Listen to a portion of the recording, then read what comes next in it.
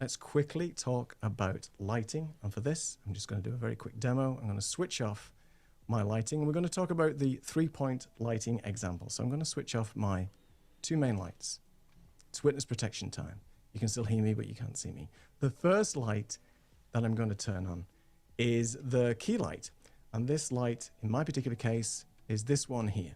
And it's this guy over here. And we've got some examples that we can send you regarding what types of lighting, but this is a soft box. It's got a grid or a crate on it, which basically just stops the light spilling out everywhere else, and it's a little bit more concentrated. And really, when you're setting up your lighting, you only really need 2 lights. The key light here is the one on the left.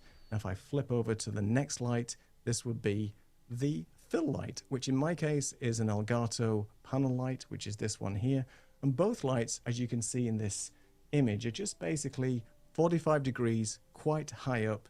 And that's how I've got them set up. One, to minimize reflections, but also to give a more pleasing look. You can change and dial in these settings depending on the type of shadows that you want on your face. Depends if you want a more depth look or a flat look. It all depends on what you're looking for with regards to lighting.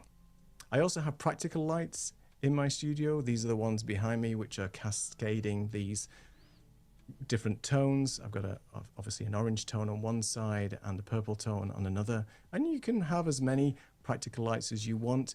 People sometimes that have a hair light behind them, which gives a nice sort of glow behind them, which helps them separate from the background. There's all different types of lighting techniques that you can set up. But the 2 main ones I would recommend is obviously the key light and the fill light.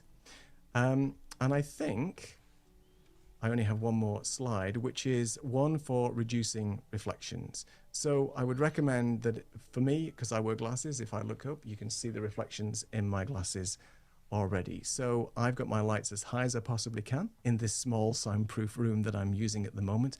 And effectively, if you can get the lights as high as possible, then that's going to help minimize any reflections. It might always be possible depending how you set everything up, but in my case, I've tried to make them as high as possible, and so I can focus on the prompter and not really get too many reflections in my eyes.